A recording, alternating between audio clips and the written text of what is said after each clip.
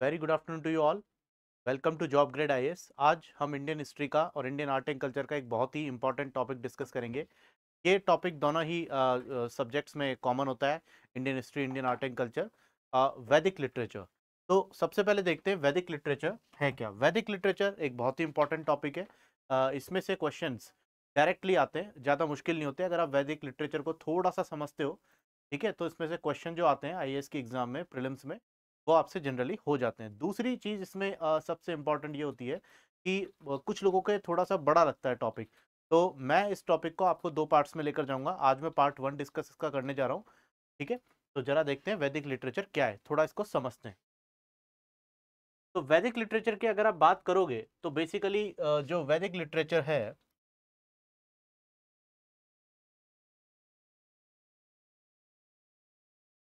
ये दो पार्ट्स में डिवाइड है। एक तो है श्रुति और दूसरा है स्मृति। दोनों का मीनिंग बहुत सिंपल है। श्रुति श्रुति का मतलब सुना हुआ, हर्ड, और स्मृति का मतलब याद किया हुआ, रिमेंबर्ड, रिटन। ठीक है, तो दो तरीके का वैदिक लिटरेचर है, श्रुति एंड स्मृति। जब आप श्रुति की बात करोगे तो आप इसमें पढ़ोगे वेद, आप इसमें पढ़ोगे ब्राह्मण, आप इसमें पढ़ोगे उपनिषद। ठीक है, आप इसमें एक चीज और पढ़ते हो, उपवेदास। इसमें पढ़ते हो आरण्यक। ठीक है, स्मृति को आप जब देखोगे तो यहां पर आप बहुत सारी स्मृतिज ही पढ़ते हो, जैसे मनुस्मृति, मनुस्मृति।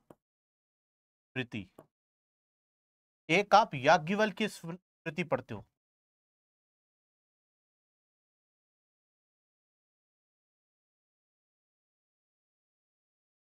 बेसिकली ये जो दो स्मृतिज थी, ये बेसिकली हमारे जो हिंदू लॉ थे एंशियंट इंडिया में, वो यहीं से हमारे गवर्न होते थे। एक पढ़ते हो पुराण्स। ठीक है, टोटल मिलाकर के स्मृतियों को देखा जाए, इसमें 18 पुराण है, 18 पुराण है। सबसे पुराना जो है वो है मत्स्य पुराण।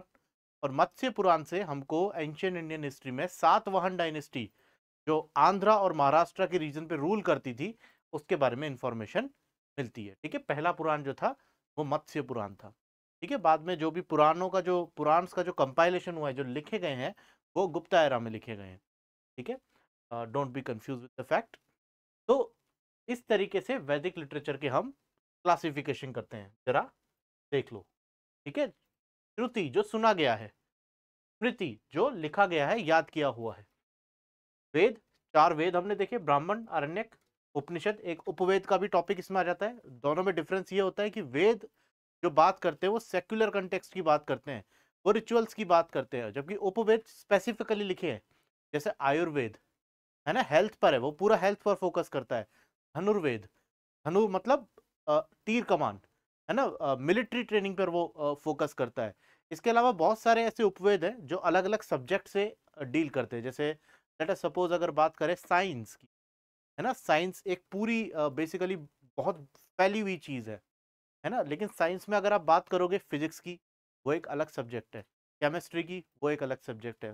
आप ज्योग्राफी, ज्योग्राफी भी एक साइंस का ही सब्जेक्ट है। जब आप प्लेट टेक्टोनिक्स पढ़ते हो, जब आप कॉन्टिनेंटल ड्रिफ्ट पढ़ते हो, जब आप अलग अलग ज्योग्राफी के कंसेप्ट पढ़ते हो, तो वो कोई जी के नहीं, वो एक तरीके की साइंस है जिससे पूरी जो है अपनी यूनिवर्स गवर्न हो रही है।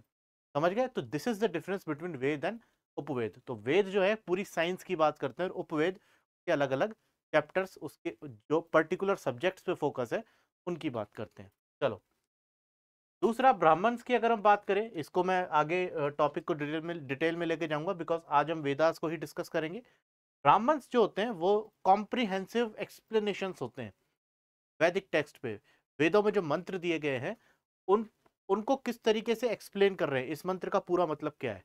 ठीक है, अगर बेसिकली आप जब फॉर एग्जांपल आप इंग्लिश पढ़ते थे, और इंग्लिश में जब पोइट्री आप पढ़ते हो, तो पोइट्री में आप एक्सप्लेनेशन वाला सेक्शन देखते हो कि बेसिकली इस पोइट्री में वर्ड बाय वर्ड ऑथर जो है, पोइट जो है, वो क्या कहना चाह रहा है। तो ब्राह्मण्स आपको यही बताते हैं कि वेद, इस पर्टिकुलर वेद का ये पर्टिकुलर जो मंत्र है, जो हाइम है, वो क्या एक्सप्लेन कर रहा है। ठीक है। आरण्यक, आरण्यक में अरण्य का मतलब होता है जंगल।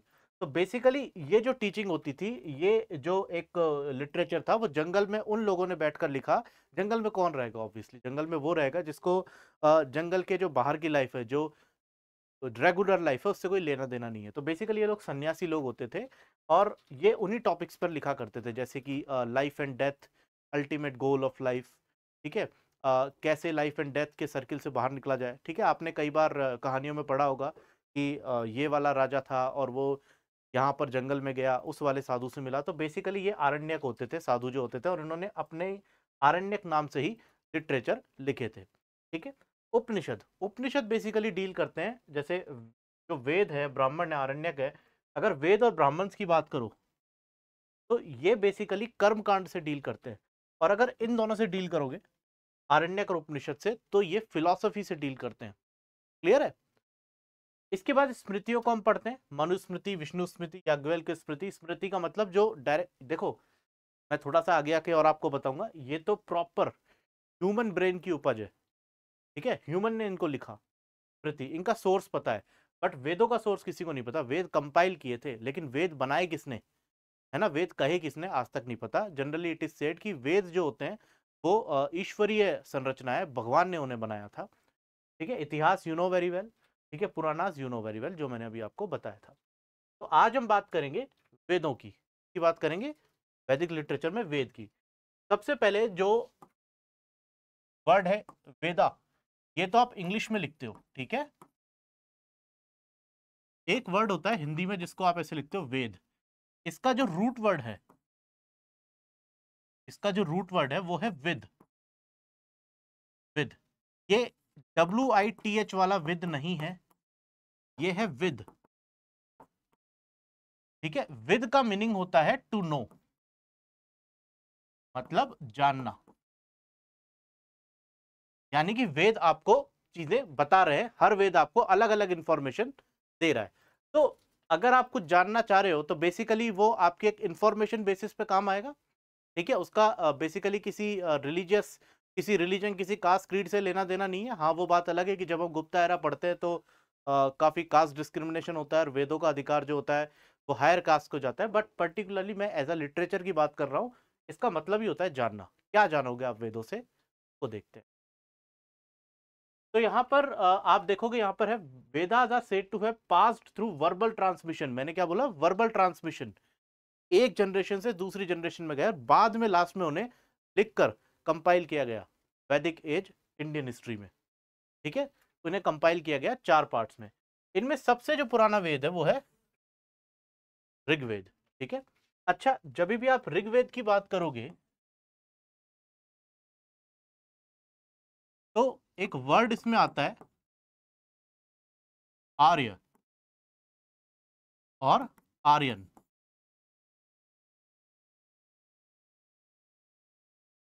तो जो आर्यंस की जो हिस्ट्री है वो ऋग्वेद से हमको मिलती है। अच्छा, आर्य का मीनिंग क्या है?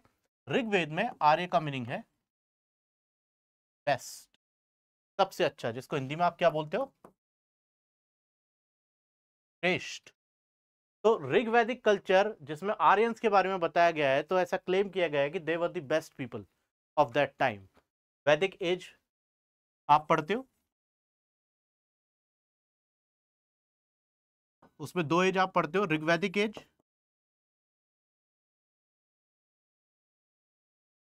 और लेटर वैदिक एज।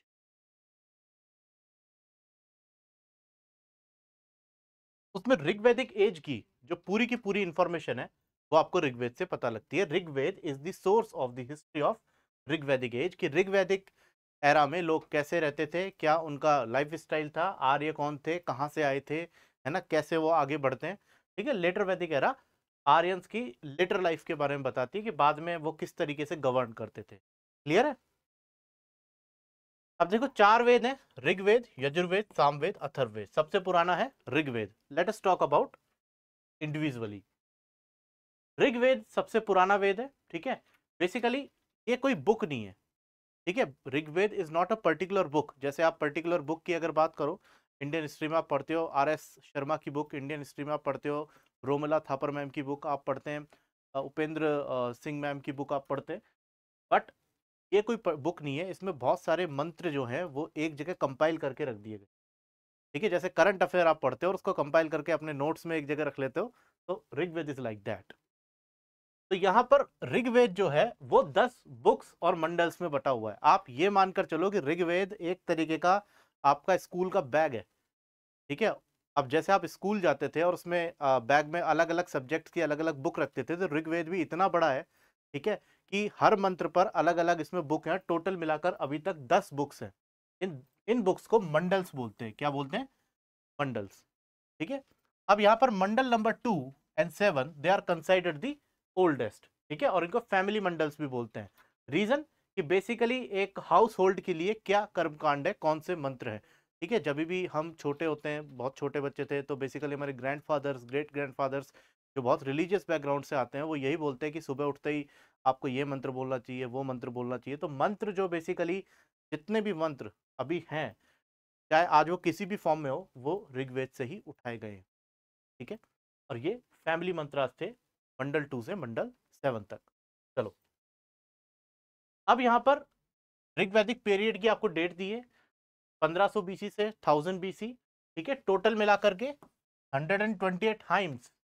एक याद रखना है, नंबर याद रखने की कोई जरूरत नहीं है, इनको याद रखना है। They were written by the priestly families. ठीक है, written by the priestly families, ये वर्ड इसलिए इंपॉर्टेंट है because when you will read art and culture, तो आपको धीरे धीरे पता लगेगा how these priestly families got the domination in the Gupta era. ठीक है, जब गुप्ता एरा की आप सोसाइटी पढ़ोगे तो। ठीक है, अब ये देखो कि ऋग्वेद कब लिखा गया, जब आर्यंस पंजाब रीजन में आ गए थे। ठीक है, मैंने आर्य वर्ड का मीनिंग भी बताया था। आर्य का मीनिंग होता है द बेस्ट। यहां पर जो फर्स्ट मंडल है, 8th मंडल है और 10th मंडल है, ये सबसे बाद में ऋग्वेद में ऐड किया गया था। ठीक है, इट इज लाइक कि जैसे आप जब 9th में थे तो नंबर ऑफ बुक्स आपके कम थे, लेकिन जैसे जैसे आप स्टैंडर्ड अपना हाई करते गए, 12th में आए, तो और बुक्स आपके बैग में ऐड हो गई। तो उसी तरीके से जब वैदिक एरा धीरे धीरे आगे बढ़ी, आपके और भी मंडल्स जुड़ते चले गए। ठीक है, बट बेसिकली आज तक अभी तक पता नहीं लगाया गया है कि ये जो मंत्र हैं, ठीक है, ये कंपाइल तो आपने कर दिया, इन मंत्रों को रचा किसने है ना, किसने बताया कि आपको ये मंत्र कंपाइल करने हैं। ठीक है, तो यहां पर ऋग्वेद में जो मंत्र हैं, उन्हें जो रिसाइट करता है, उनका जो उच्चारण करता है, उनको आप बोलते हैं होत्री प्रीस्ट। क्या बोलते हैं? होत्री प्रीस्ट। जैसे अग्निहोत्री। ठीक है, अग्निहोत्री मतलब जो अग्नि के सारे बेसिकली जो मंत्र था उसका मास्टर होता था। व्हेन यू स्टडी दी, अगर आपने देखा भी होगा रामायण में, Ravana was a great scholar, तो रावण वॉज अ अग्निहोत्री। ठीक है, उसको अग्नि के जो मंत्र थे उसमें काफी ज्यादा महारत हासिल थी। ठीक है, गायत्री मंत्र जो ऋग्वेद के 3rd मंडल से लिया गया है। ठीक है, गायत्री मंत्र you know very well. Next is Yajurveda. अब देखो, यजुर एक वर्ड आता है यजना। ठीक है, हिंदी में इसको क्या बोलते हैं? यज्ञ। मतलब, और आप इसको क्या बोल देते हो? हवन।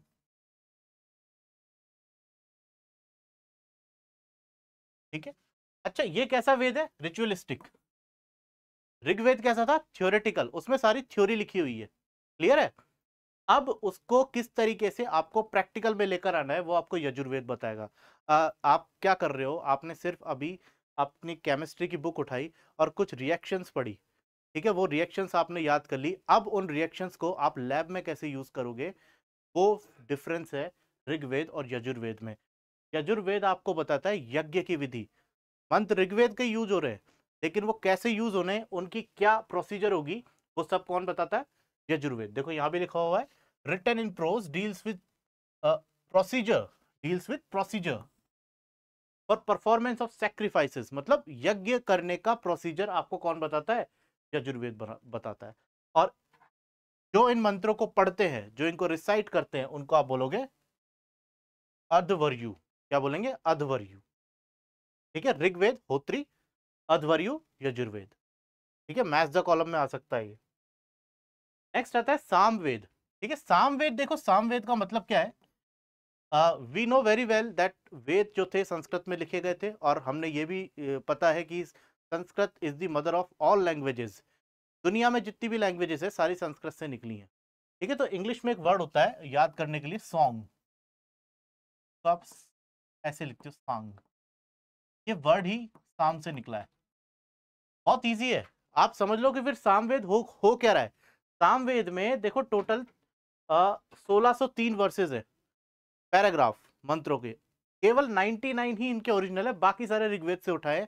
मतलब सिंपल सी बात है, ऋग्वेद थ्योरेटिकल है, यजुर्वेद आपको प्रोसीजर बता रहा है क्या करना है, सामवेद आपको फोनेटिक्स बता रहा है किस तरीके से उच्चारण करना है। ठीक है, आप मेडिटेशन करते हो सुबह सुबह, अगर करते नहीं हो तो करना चाहिए, और आप ओम ध्वनि बोलते हो, तो कई लोग जो स्पिरिचुअल टीचर से आपको बोलेंगे कि नहीं आपकी ओम ध्वनि ठीक नहीं है, आप इस टोन को इस तरीके से करो। तो सामवेद वही बताता है कि किस टोन पर आपको किस मंत्र का उच्चारण करना है। Let me give you an example, कि जब आप महाभारत देखते हो और जब आप देखते हो कि कर्ण और अर्जुन की जब फाइट हो रही होती है, तो बेसिकली अर्जुन जो था, वो कर्ण जो था अपनी विद्या को भूल जाता है, मंत्र को भूल जाता है। एक्चुअल वो मंत्र नहीं भूला था, वो पर्टिकुलर टोन भूल जाता है जिस पर उसको उच्चारण करना होता है, एंड ही गॉट किल्ड। ठीक है, तो you know the importance of Samaveda. ठीक है, ये डील किससे कर रहा है, फोनेटिक्स से। ठीक है, आवाज से डील कर रहा है। ठीक है, तो वेदों को बेसिकली आप क्या बोलते हो, त्रयी। ठीक है, तीन, यानी ऋग, यजुर, साम, और चौथा जो बाद में आया वो आया अथर्ववेद। यानी कि अथर्ववेद जो है वो काफी बाद आता है, और मैं आपको बाद में इसमें बताऊंगा जब पार्ट 2 हम डिस्कस करेंगे इसका। अथर्ववेद आपकी डील कर रहा है बीमारियों से, कुछ मंत्र ऐसे हैं जिसको रिसाइट करने से कुछ बीमारियां ठीक हो जाती है। ठीक है, तो this was all about Vedas. ठीक है, आई होप आपको सारे पॉइंट्स जो है समझ आए होंगे। सामवेद जो जो बोलते हैं उसको उद्गात्री बोलते हैं, जो लोग सामवेद को रिसाइट करते हैं उन्हें उद्गात्री बोलते हैं। होत्रा, अध्वर्यु एंड उद्गात्री, ऋग्वेद, यजुर्वेद, सामवेद, याद रखोगे। ठीक है, and for more such updates kindly subscribe job grade IAS. ठीक है, स्टे इन टच, और इसको आप जाकर के अच्छे से पढ़ो, आपको अच्छे से चीज समझ में आएंगी। Thank you.